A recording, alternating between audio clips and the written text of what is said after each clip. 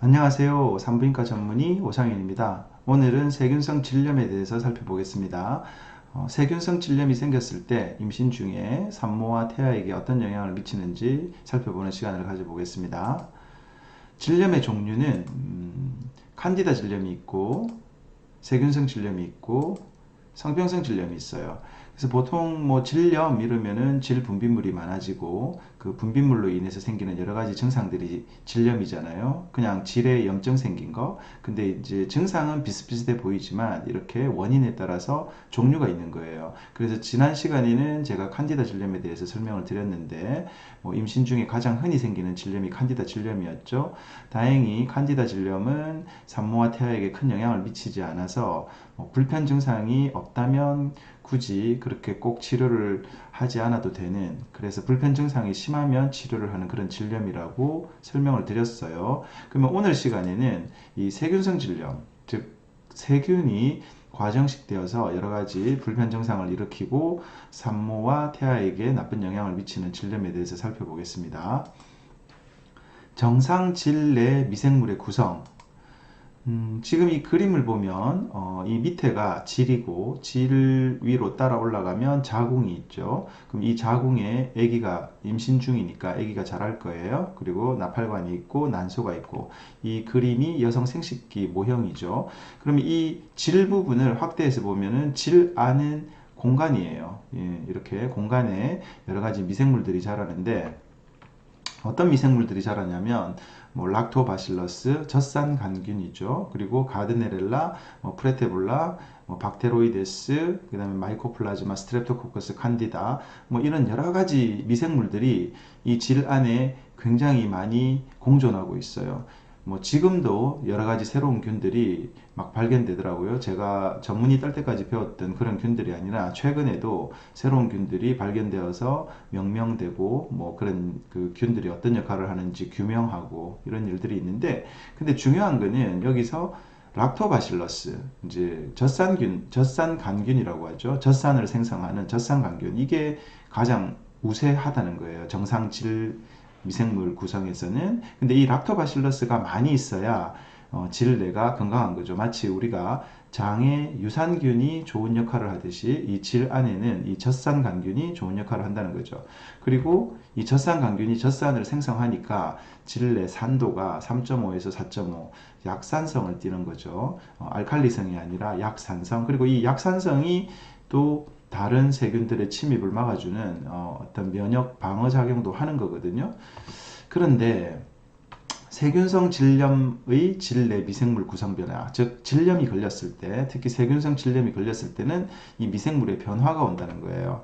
그래서 살펴보면 락토바실러스 아주 줄어들고, 그 외에 가드네렐라라든지 프레보텔라, 그 다음에 모빈런쿠스, 사실 이런 균들 산부인과 의사들도 익숙하지 않은 균들이거든요. 그 다음에 마이코플라즈마, 이런 것들은 좀 익숙한 균들이죠. 근데 어쨌든 이런 기타 세균들이 이제 우세해지는 거예요. 원래 락토바실러스가 우세해야 되는데 기타 세균들이 우세해지는 거죠. 이런 세균들이 증식되면 이제 질염을 일으키고 증상을 일으키고, 그래도 이렇게 다른 세균들이 우세해지는 것을 세균성 질증이라고 해요. 뭐 세균성 질염이라는 말도 쓰지만 산부인과 의사들은 세균성 질증이라는 개념으로도 공부를 하는데요. 왜 질염이라고 하지 않고 질증이라고 하냐면 이 균들이 외부에서 새로 들어온 균에 의한 감염이 아니고 원래 질 내에 생존하는, 함께 공존하는 소수의 균들이 과정식되어서 젖산간균을 이렇게 밀어내고, 이 균들이 우세하게 돼서 증상을 일으키기 때문에 새로운 균에 감염된 게 아니라서 질증이라는 말도 쓰거든요. 뭐 어쨌든 몸에 염증을 일으키는 거니까 세균성 질염이라든지 세균성 질증이라든지 같은 표현으로 보시면 돼요. 그래서 이제 이 락토바실러스가 줄어드니까, 젖산 분비가 줄어드니까 질내 산도도 붕괴가 되는 거죠. 아까 제가 설명드렸듯이 이 질내가 약산성으로 유지되어야 면역 기능에 유리할 텐데, 이런 산도 환경이 무너졌기 때문에 이런 다른 균들이 더 과정식할 수 있는 기회가 생기는 거예요. 그래서 질염은 더 악화되겠죠. 세균성 질염의 발생 원인, 그러면 이런 젖산균과 적정 산도를 붕괴시키는 원인이 뭐냐? 그러면 뭐 임신 중에 스트레스를 많이 받는다든지, 그다음에 약물 남용, 그러니까 항생제를 써야 되는 경우가 있다든지, 예를 들어 뭐 감기가 심하게 걸려서, 폐렴이 심하게 걸려서, 뭐 아니면 다른 데 염증이 생겨서 방광염이나 신우신염 이런 것들이 임신 중에 잘 걸리잖아요. 예, 그럴 때 또 항생제를 써야 되거든요. 그 다음에 임신 중에 스테로이드를 써야 되는 경우, 뭐 여러 가지 면역 질환이 있다든지, 또는 임신 중에 조산기가 있을 때도 스테로이드를 주사로 맞기도 하거든요. 그래서 이런 여러 가지 이런 상황에서, 그 다음에 또 잦은 질 세정, 의외로 이 질 세정을 하시는 분들이 많아요. 습관적으로 질을 씻어주면 좋은 줄 알고 계속 뭐 물로 씻거나 세정제 이런 것들로 막 씻어대는데, 이런 경우에 산도가 약화되어서 알칼리성으로 변해서 염증이 잘 생기거든요. 그리고 잦은 성관계, 남성의 그 정액, 그러니까 남편의 정액이 또 알칼리성을 띠거든요. 그다음에 흡연, 면역 저하 이런 부분들이 이제 저산균과 적정 산도를 무너뜨려서 질염을 잘 일으키는 그런 환경을 조성을 하죠. 그럼 증상이 뭐냐? 세균성 질염이 심하면 당연히 균이 과정식을 하니까 분비물이 많아지고, 분비물의 색깔이 이상이 되고, 그다음에 냄새가 심해요. 사실 이제 젖산간균도 현기균이긴 한데, 근데 젖산간균은 이 젖산을 분비하다 보니 약산성을 띠고, 그래서 약간 시큼한 냄새가 나고, 약간 우윳빛의 연한 분비물, 이런 것들이 정상 분비물인데, 이 박테로이데스나 아니면은 뭐 가드네렐라나 마이코플라즈마나 이런 세균들은 현기균 중에서도 좀 냄새를 심하게 일으키는 그런 균들이에요. 그래서 대부분 세균성 질염으로 내원하시는 환자들을 보면, 그게 산모든 산모가 아니든 일단 냄새가 심해서 오는 거예요. 냄새가 심하기 때문에 좀 악취가 나고, 본인 생각에도 좀 냄새가 심각하다고 해서 오시는 경우가 많아요. 그리고 이런 균들이 과정식되면서 이제 경부가, 임신 중에는 자궁 경부가 굉장히 약화되는 그런 시기거든요. 호르몬이나 뭐 혈류 변화 때문에 경부가 살이 매끈하지 못하고 이렇게 트실트실하게 트는 그런 외번 현상이 생기는 시기이기 때문에, 이런데 균이 붙어서 헐게 만드니까 출혈도 일어날 수 있겠죠. 그래서 피가 나면 또 산모들이 뭐 유산기가 있는 건지 조산기가 있는 건지 걱정돼서 오시잖아요. 염증도 이런 이제 증상들을 일으키는 거죠. 그렇지만 대표적으로는 세균성 질염은 냄새가 심한 분비물이 많아지는 것이다. 그럼 세균성 질염이 치료를 안 했을 때 임신에 어떤 영향을 미치는가? 사실 임신부에게는 이게 중요한 거잖아요. 그래서 조산을 일으키고, 이제 이 세균성 질염들이 뭐 위로 타고 올라가서 양막에 염증을 일으킨다든지, 아니면 자궁 경부에 염증을 일으키면 또 진통이 생기거든요. 그리고 양막을 터뜨리게 될 수 있죠. 그러니까 양막이 헐어가지고 터질 수가 있잖아요. 그리고 균이 계속 올라가서 양막이라든지 태반이라든지 이런 데 감염을 일으켜서 염증을 일으킬 수 있겠죠. 그리고 양수도 감염을 일으킬 수 있고, 이런 경우가 된다면 균이 아기에게도 전염되어서 태어나면은 아기가 열나고 아플 수가 있을 거예요. 그 다음에 아기 낳고 나서도 출산 후에도 질 쪽에 이런 세균들이 많으면 자궁 안으로 균이 침투를 해서 자궁 내막염 같은 산후 자궁염 이런 염증들을 일으킬 수 있을 거예요. 그래서 엄마가 열이 나고 아프고 복통이 일어나고 이럴 수 있겠죠. 그럼 이런 세균성 질염에 대해서 진단을 어떻게 하는가? 뭐 책에 보면 이렇게 4가지 중 3가지가 들이맞으면 적용된다. 그래서 질 산도가 4.5 이상의 알칼리성을 띈다든지, 옅은 우윳빛 뭐 비염증성 분비물이 많아진다든지, 뭐 질 분비물 현미경 검사에서 클루셀이 20% 이상이 있다든지, 뭐 이런 질 분비물에 뭐 10% KOH를 적용했을 때 뭐 생선 비린내가 난다든지, 이런 4가지 중에 3가지가 맞으면은 진단한다?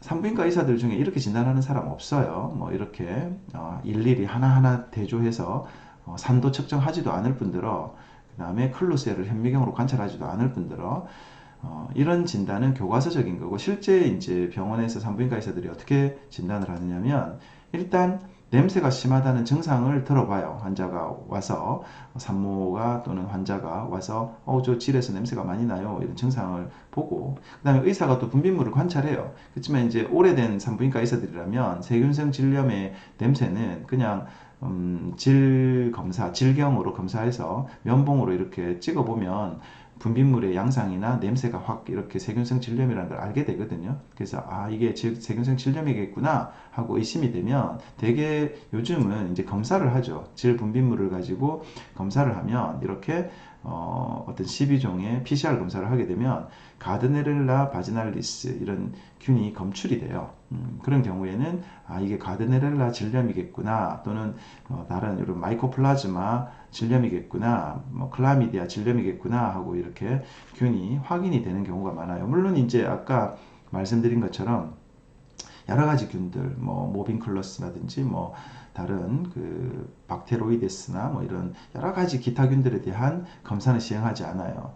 왜냐하면은 뭐 증상 보고 여기서 검출이 되지 않는다 하더라도 의뢰 그런 균들이 과정식 되었구나라고 산부인과 의사들은 추정할 수 있거든요. 그래서 이렇게 검사와 진찰을 통해서 세균성 질염이라고 진단을 하게 되죠. 그러면 이제 세균성 질염의 스크리닝 검사를 하는가? 이 스크리닝 검사라는 거는 일괄적으로 검사를 한다는 거예요. 임신부에게 이런 검사를 일괄적으로 할 것인가?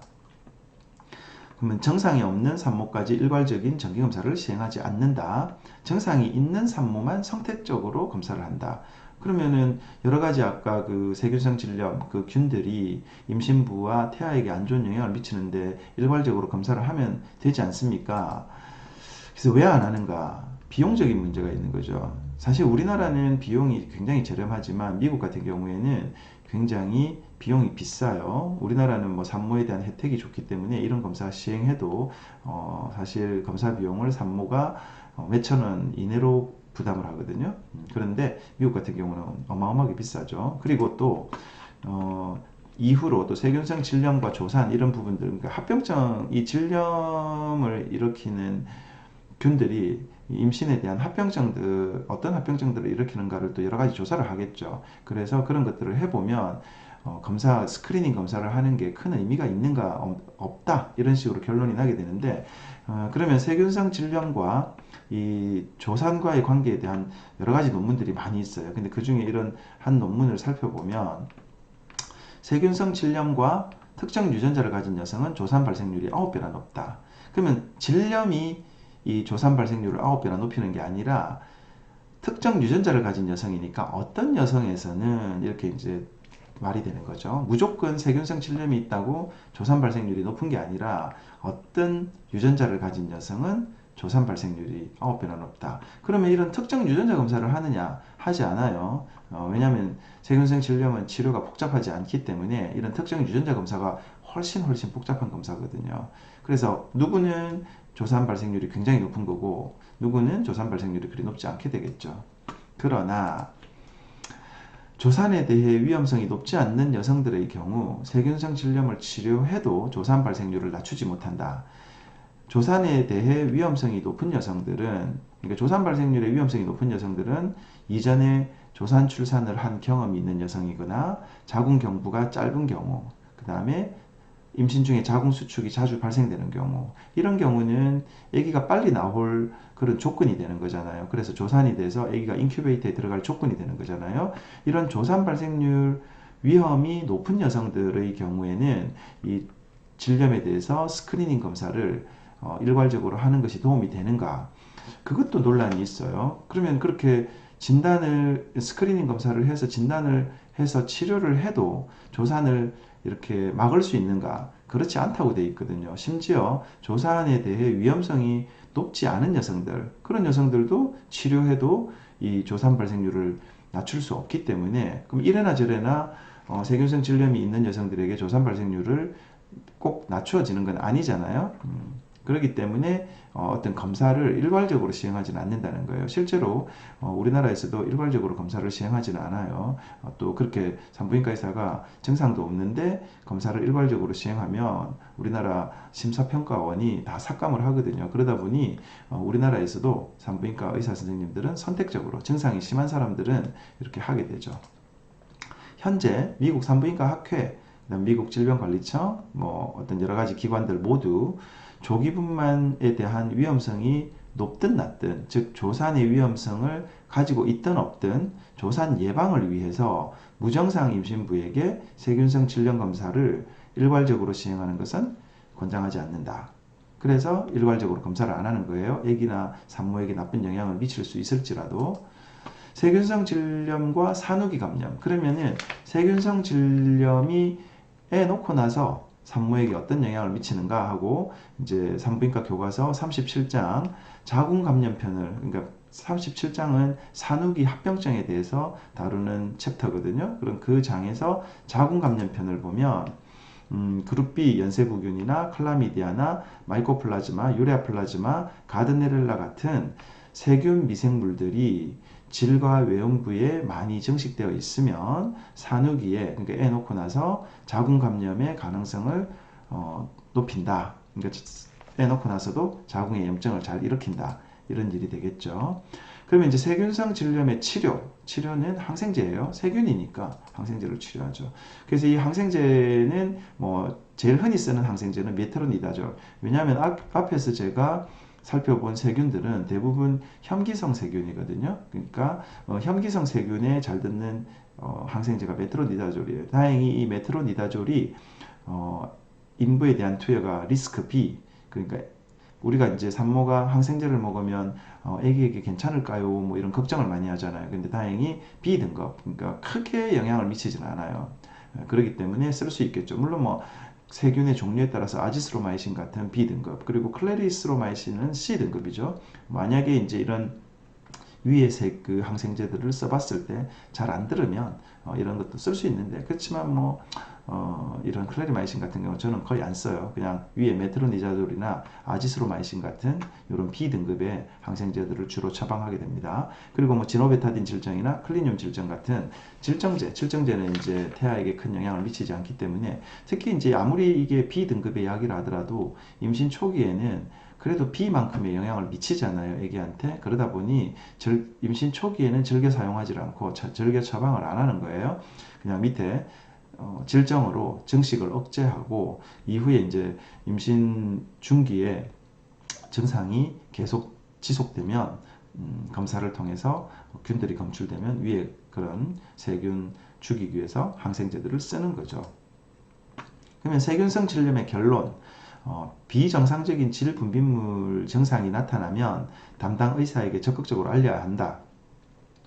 이 질 분비물의 증상이라는 게 사실은 좀 다 비슷비슷하거든요. 그러면은 이게 치료를 해야 하는 질 분비물인지 그냥 치료를 안 해도 되는 질 분비물인지는 산모 자신이 판단할 수는 없을 거예요. 실제로 이전 강의에서도 제가 설명했듯이 스스로 진단하고 스스로 판단하지 않는다. 왜냐하면 이게 세균성 질염으로 치료를 해야 되는 질염인지 성병성 질염인지 이런 거를 감별하기는 쉽지는 않거든요. 또 시중에서 일부 팔고 있는 신속 진단 키트 같은 경우에 좀 정확도가 이게 100% 믿을 수 있는 게 아니거든요. 위양성, 위험성 같은 위험성이 있기 때문에 진단이 정확하지 않다는 거죠. 그 다음에 세균성 질염은 성병성 질염과 증상이 유사하므로 감별이 필요하다. 또 성병성 질염 같은 경우에는 산모와 태아에게 모두 심각한 합병증을 초래할 수 있기 때문이다. 물론 조금 전에 설명한 것처럼 세균성 질염도 조산이라든지 양수 감염이라든지 그다음에 산후 감염이라든지 이런 걸 일으키기 때문에 적절한 치료는 필요해요. 증상이 있는 질염의 경우 비록 조산 예방은 할 수 없다 하더라도, 아까 이제 조산의 위험성이 있든 없든 이 세균성 질염을 치료를 하든 안 하든 일단 우선 조산 그 감염을 예방할 수는 없죠. 조산이 일어나는 것을 낮출 수는 없다고 했어요. 그렇지만 육모양막염, 양수감염 이런 것들을 일으키면 심해서 질염을 치료하지 않고 내버려뒀다가 양수가 감염된다든지 양막이나 태반이 감염된다든지 이러면 아기가 태어나서 아기도 아플 수 있거든요. 그러다 보니 이런 질염이 심하면 적극적인 치료가 필요하겠죠. 그리고 산후기 자궁 감염, 애를 낳고 나서도 산모가 산후조리를 해야 되는데 몸에 염증이 심해서 자궁에 막 고름이 난다든지 그러면 안 되겠죠. 그렇기 때문에 이런 걸 예방하기 위해서라도 적극적인 치료가 필요하다. 결국은 지난 시간에 설명드렸던 칸디다 질염 같은 경우는 심각한 뭐 산모나 태아에게 심각한 합병증을 일으키지 않기 때문에 꼭 치료가 필요하지는 않을지라도 이 세균성 질염부터는 오늘 설명한 세균성 질염이나 다음에 설명할 성병성 질염 이런 것들은 꼭 치료를 하는 게 좋겠죠. 그래서 산부인과 전문의에게 담당 주치의에게 불편한 증상이 있으면 감별을 할 필요가 있는 거고, 그래서 감별 진단을 해서 적극적인 치료를 받아서 이런 합병증들을 줄이도록 노력해야 되겠습니다. 오늘 강의는 여기서 마치겠습니다.